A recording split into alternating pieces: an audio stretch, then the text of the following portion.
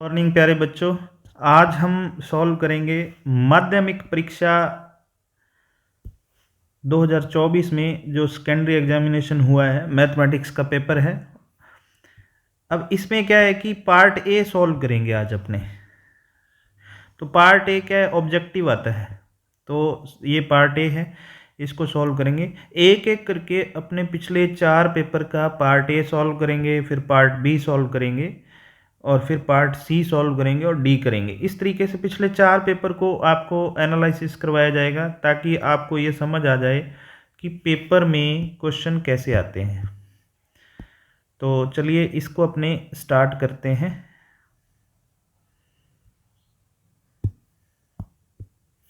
हाँ जी, सबसे पहला क्वेश्चन है, दो संख्याओं का महत्तम समापवर्तक 27 है और उनका लघुत्तम समापवर्तक 162 है।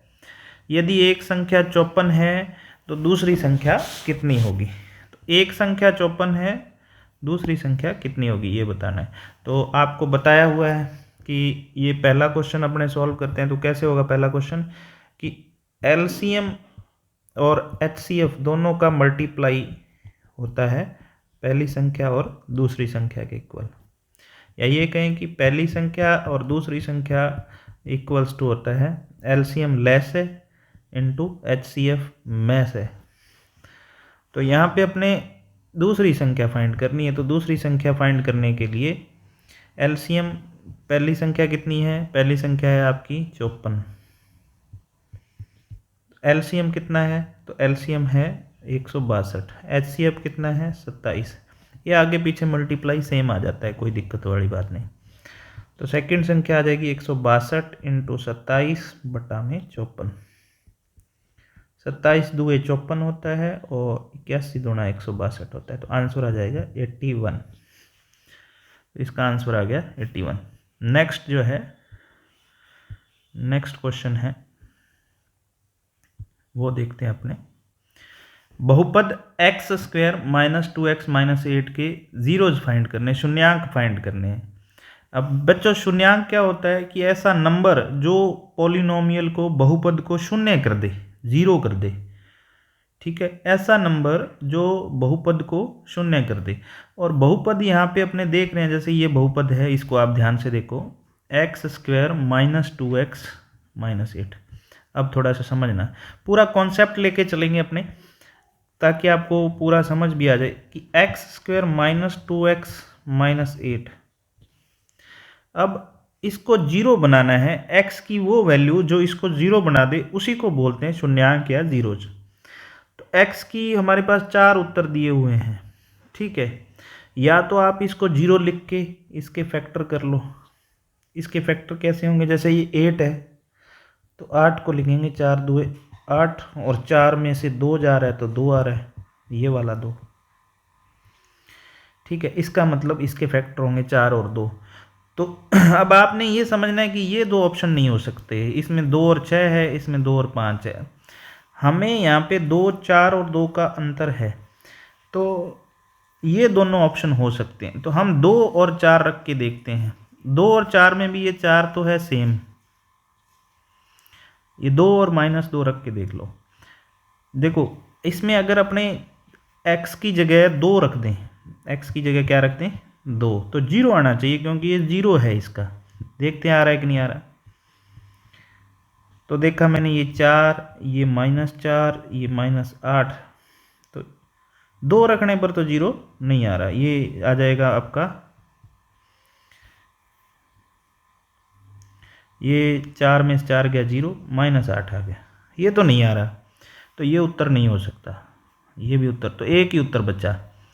अब यानी कि x की जगह अपने क्या रखें कि ये 0 हो जाए। पहले तो मैंने इस 8 के टुकड़े करके देखा, इस 8 के ऐसे टुकड़े करने हैं कि उनका अंतर 2 आ जाए। कई बार यहाँ पे जोड़ भी आएगा, लेकिन अब यहाँ पे माइनस है तो अंतर देखना है। तो 4 दूए 8, 4 दूए 8 और 4 में से 2 गया 2, अंतर 2 आ रहा है।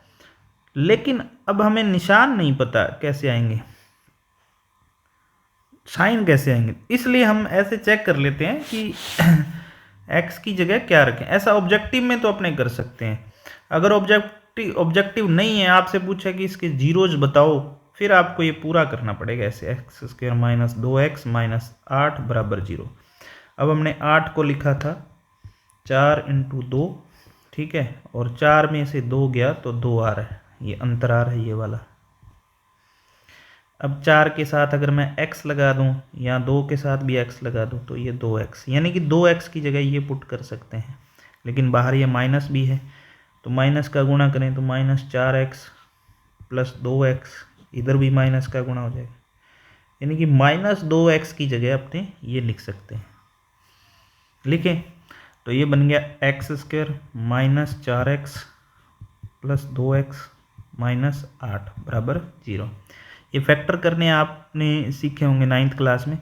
इन दोनों में से और इन दोनों में से कॉमन लिया, x माइनस 4 प्लस यहाँ से 2 कॉमन आया, x माइनस 4 बराबर 0। तो x माइनस 4 कॉमन आ गया, x प्लस 2 बराबर 0। अब ये इन दोनों में से कोई भी एक 0 होगा तो x माइनस 4 इक्वल्स टू 0 और x प्लस 2 इक्वल्स टू 0। तो x की वैल्यू 4 आ रही है और x की वैल्यू माइनस 2 आ रही है, तो ये माइनस 2 आ रही है, ये आंसर आ गया। ये पूरा तरीका है, लेकिन आपने पेपर में ऐसे नहीं करना। अगर ऑब्जेक्टिव आए, ऑब्जेक्टिव आए तो आपने लास्ट वाले के टुकड़े करो, पता करो कि क्या क्या हो सकते हैं, उसके बाद आप ऑप्शन छांटो और रख के देखो कि जीरो कौन बना रहा है, जीरो कौन बना रहा है। तो मैंने 2 और माइनस 2 से चेक किया, 2 तो जीरो नहीं बना रहा, लेकिन माइनस 2 जीरो बनाएगा। आप देखोगे तो माइनस 2 रखोगे तो जीरो बन जाएगा। देखें माइनस 2 रख के देखते हैं। अब माइनस 2 जब आप रखोगे, एक मिनट भाई, माइनस 2 रख के देखते हैं जीरो बना रहा है कि बना रहा है। ये मैं इतना टाइम इसलिए ले रहा हूँ ताकि आपको ये समझ आ जाए पूरी बात की बात क्या है। ऐसा क्वेश्चन आता ही आता है, जैसे x square minus 2x minus 8, इसको जीरो बनाना है, x की जगह क्या रखें, ये है प्रश्न। तो आपने इसके टुकड़े करके देख लिए, इसके टुकड़े हो गए 4 इंटू 2, 4 2 8, और 4 में से 2 गया, 2 भी आ रहा है ये वाला, तो इसका मतलब 4 और 2 होने चाहिए। तो ये 2 ऑप्शन अपने काट दिए, अब बच गए ये दोनों। इन दोनों में आप देखो कि 4 तो दोनों में आ रहा है, तो 4 का चेक करने की ज़रूरत नहीं है, 2 और माइनस 2 चेक कर लो। 2 अपने पहले चेक किया था, माइनस 2 करते हैं, माइनस 2 का स्क्वायर 4, माइनस का माइनस से मल्टीप्लाई प्लस 4 माइनस 8, तो 4 और 4 8, 8 में से 8 गया 0। तो ये इसका आंसर है। माइनस 2 आ रहा है, 4 तो आ ही रहा है, 4 तो आएगा ही आएगा फिर, ठीक है, एक से ही चेक कर लो। मेरे ख्याल से समझ आया होगा। नेक्स्ट क्वेश्चन, यदि पहली संख्या x का 2 गुना दूसरी संख्या y के 7 गुने से 5 कम है, ये तो इक्वेशन बनानी थी। तो पहली संख्या है x का 2 गुना y के 7 गुणे से 5 कम है, 5 कम कर दिया। तो ये किस में बन रहा है देख लो भाई, 2x, ये बन रहा है डी, ये पूछा था।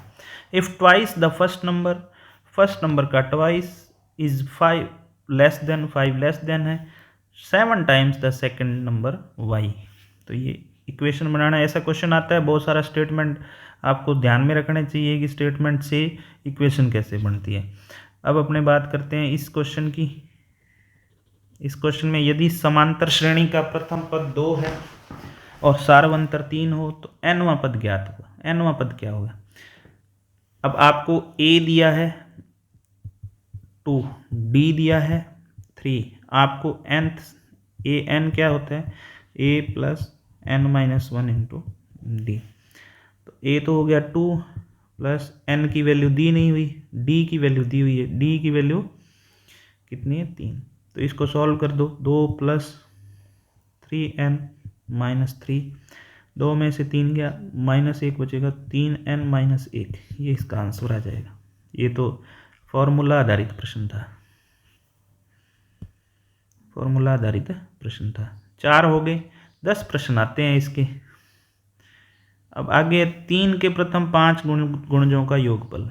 तो 3 के प्रथम 5 गुणज कौन हो गए, 3 एकम 3, 3 दूए 6, 3 तिये 9, 3 चौके 12, 3 पाँचे 15। इन सब को जोड़ना है। आप डायरेक्ट भी जोड़ सकते हो, कुछ बच्चों को फॉर्मूला नहीं पता होता। कितने नंबर हो गए? जोड़ने का तरीका, अब जब अपने ये जोड़ने का तरीका क्या होता है, जब अपने को प्रथम पद और लास्ट पद पता हो और कितने पद हैं ये पता हो, नंबर ऑफ टर्म्स पता हो। कितनी टर्म्स है? n टर्म्स है। पहला और लास्ट पता है तो हम जोड़ ज्ञात कर सकते हैं।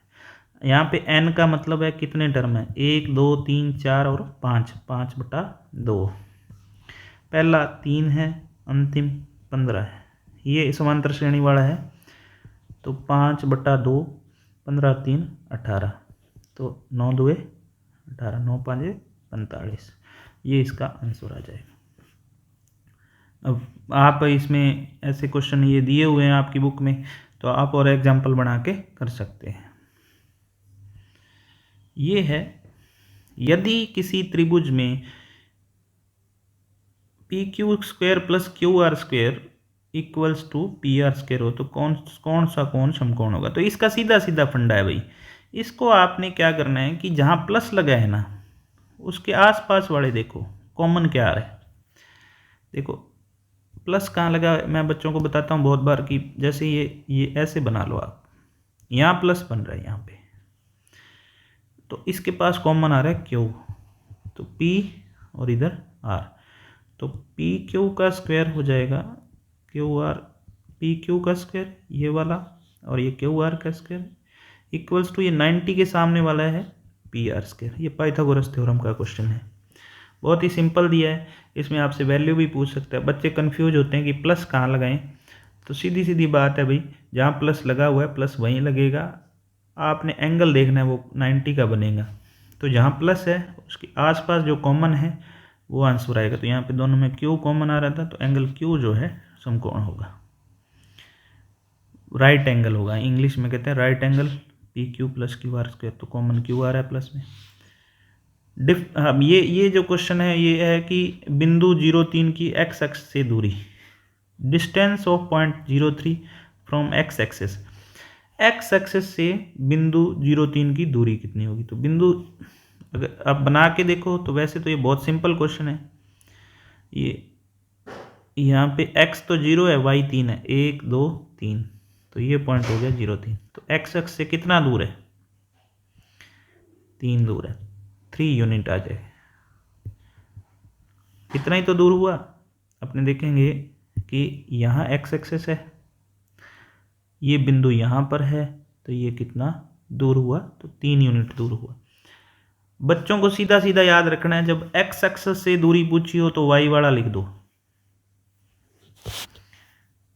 x अक्ष से दूरी तो बराबर आ जाएगा y यूनिट। अगर पॉइंट XY है, y यूनिट, माइनस नहीं लगाना आपने प्लस। अगर y अक्ष से दूरी पूछी होती तो x यूनिट ये आ जाता। और अगर मूल बिंदु से दूरी पूछी होती, ओरिजिन से, मूल बिंदु से ओरिजिन से दूरी, तब आप x² + y² का रूट करते हैं। ये आपको तीनों बातें ध्यान रखनी है। तो अगर आपसे पूछा होता है कि बिंदु 3 5 की x अक्ष से दूरी कितनी है, तो आप 5 लिखते। अगर आपसे पूछा होता कि बिंदु -3 4 की y अक्ष से दूरी, डिस्टेंस फ्रॉम y अक्ष, तो y अक्ष के लिए आप x वाला लिखते, लेकिन प्लस में लिख दे। ये ध्यान रखना भी, प्लस में ही डिस्टेंस प्लस में ही होती है। नेक्स्ट क्वेश्चन देखते हैं। नेक्स्ट क्वेश्चन है कि 2 sin 45 cos 45 का वैल्यू क्या है। 2 sin 45 cos 45, तो 2 sin 45 cos 45 cos 45, 2 sin 45 की वैल्यू 1/√2। आपको टेबल याद करवाई हुई है, cos 45 की भी सेम होती है। 2 एकम 2 एकम 2 और √2 का √2 से किया 2, तो कितना आ जाएगा 1। ये हो गया आपके 8 क्वेश्चन। 9वां क्वेश्चन है कि यदि किसी वृक्ष की छाया उसकी ऊंचाई की 1/√3 गुना हो तो सूर्य का उन्नयन कोण। जब छाया और वृक्ष की छाया और ऊंचाई की बात करें, किसी भी चीज़ की छाया और ऊंचाई की बात करें तो tan थीटा लगता है, ध्यान रखना। कैसे? जैसे अपने देखें, अपने एक व्यक्ति ऐसे खड़ा है, ये व्यक्ति है या वृक्ष है, ये वृक्ष हो गया, ये उसकी छाया होगी, तो ये तो हाइट होगी, ये उसकी छाया मतलब शेडो होगी, शेडो। तो जो एंगल देखना है अपने इसके अकॉर्डिंग देखना है। तो देखो 3 तरीके होते हैं। अगर ऊंचाई और छाया दोनों को डिवाइड किया 1 आ गया, तो ये tan 45 की वैल्यू होती है, तो एंगल आ जाएगा, थीटा आ जाएगा 45 डिग्री। अगर ऊंचाई,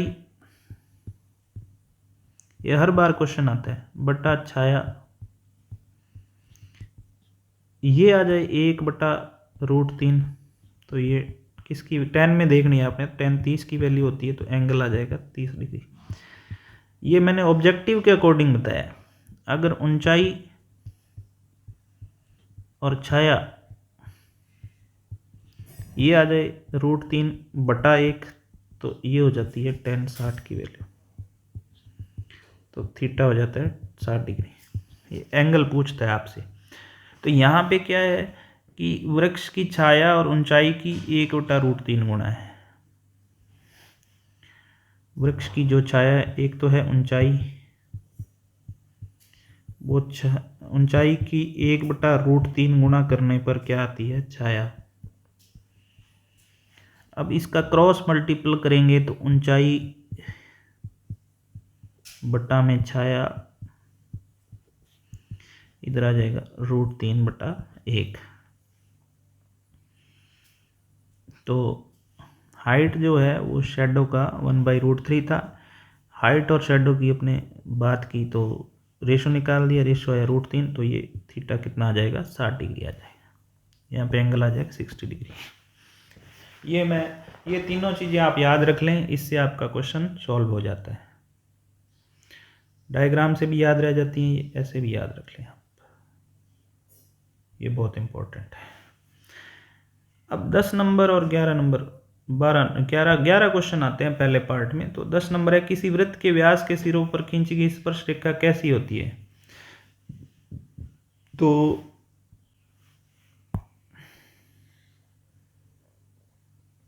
यही बता देता हूं। जैसे ये वृत्त है, ये है सर्कल, सॉरी,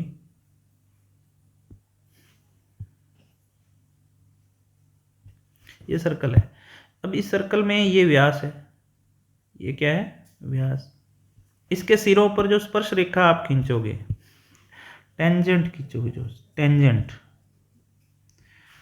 डायगोनल के जो एंड पॉइंट हैं उन पर आप टेंजेंट खींचोगे, तो टेंजेंट और डायगोनल में कितने, सॉरी डायगोनल बोल रहा हूँ, डायमीटर और टेंजेंट के बीच, या कहें कि रेडियस और टेंजेंट के बीच 90 डिग्री का एंगल बनता है। ये आपके थ्योरम है, तो इधर भी 90 का बनेगा।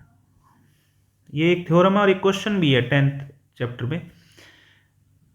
अब यहाँ से ऐसे करके ऐसे आप देखें तो ये अल्टरनेट एंगल बनता है, एकांतर कोण, अल्टरनेटिव एंगल जब अपने पढ़ते हैं, या इसको कहते हैं एकांतर कोण।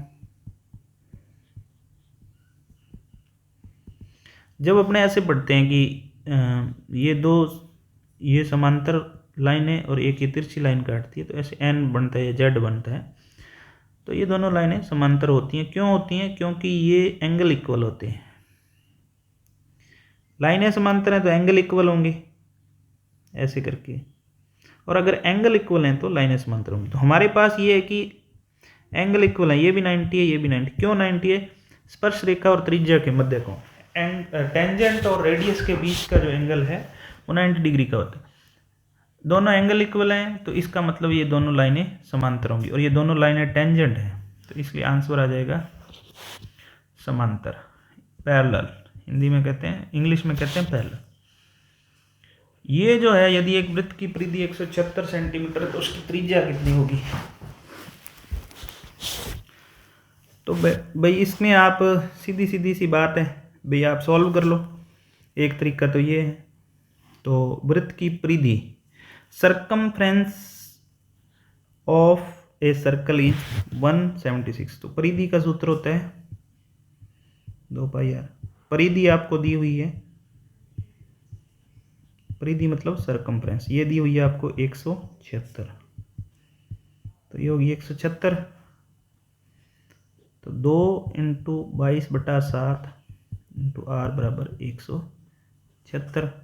r की वैल्यू 176 × 7, 7 बटा में गुणा में चला जाएगा, 2 और 22 गुणा में तो बटा में चला जाएगा। तो 22 8 176, 2 चौके 8, तो 4 7 28 सेंटीमीटर। तो इसका आंसर आ जाएगा 28 सेंटीमीटर।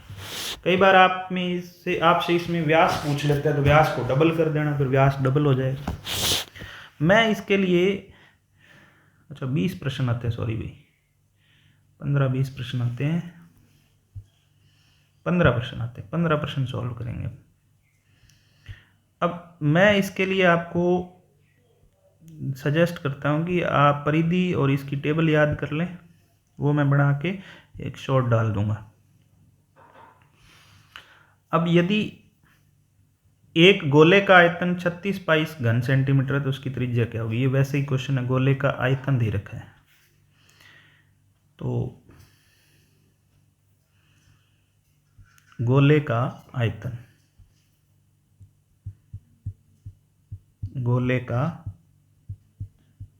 आयतन इंग्लिश में कहें तो वॉल्यूम ऑफ स्फीयर, ये दे रखा है आपको 36 पाई। वॉल्यूम ऑफ स्फीयर, गोले का आयतन होता है 4/3 पाई r³ बराबर 36 पाई। अब बच्चे पाई की वैल्यू रख देते हैं, दोनों तरफ पाई है तो रखनी नहीं वैल्यू, तो दोनों तरफ पाई कैंसिल हो जाएगी। r³ की वैल्यू आ गई 36 × 3 गुणा में आ जाएगा, 4 बटा में आ जाएगा, 4 × 36, 9 चौके 36, तो r³ आ जाएगा 9 × 3, तो 3 का क्यूब हो गया ये, 3 × 3 × 3, 3 का क्यूब। तो r की वैल्यू आ गई 3 सेंटीमीटर। इधर r का क्यूब था, इधर 3 का क्यूब, तो r की वैल्यू आ गई 3 सेंटीमीटर। ऐसे करना है आपने। आगे है प्रथम 11 पूर्ण संख्याओं का माध्य क्या होगा? माध्य यानी कि मीन पूछा है। मीन होता है जितने नंबर हैं, राशियों का योग बटा में राशियों की संख्या, हिंदी में कहते हैं। तो माध्य ज्ञात करने का सूत्र क्या होता है? माध्य बराबर राशियों का योग बटा में राशियों की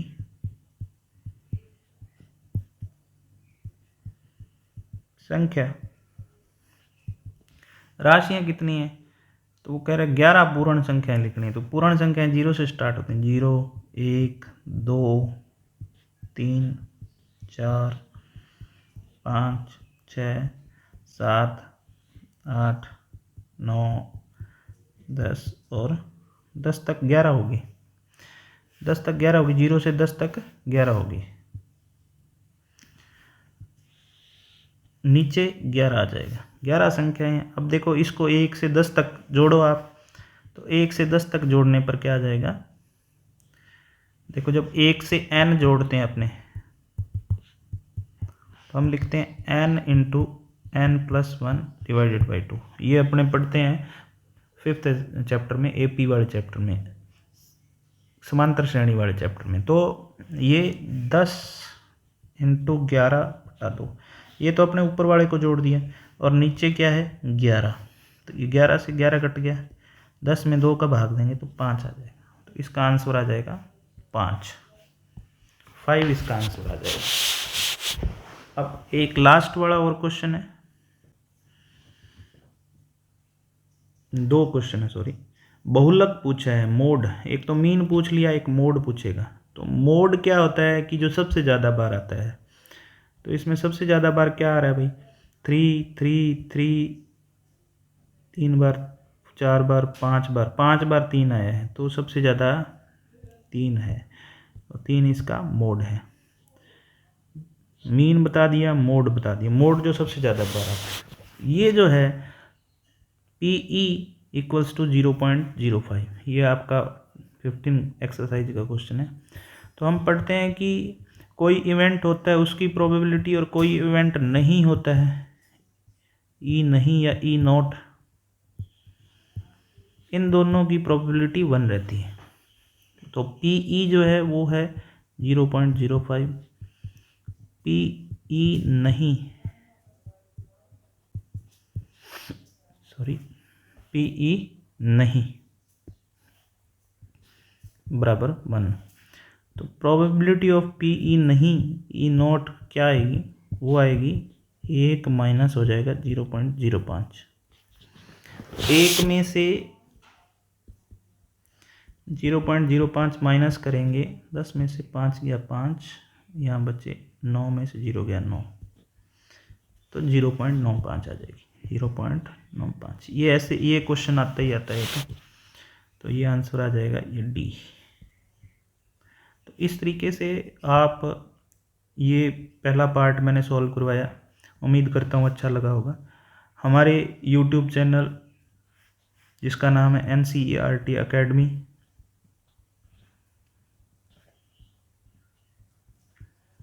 इसको आप शेयर करें, लाइक करें और सब्सक्राइब करें।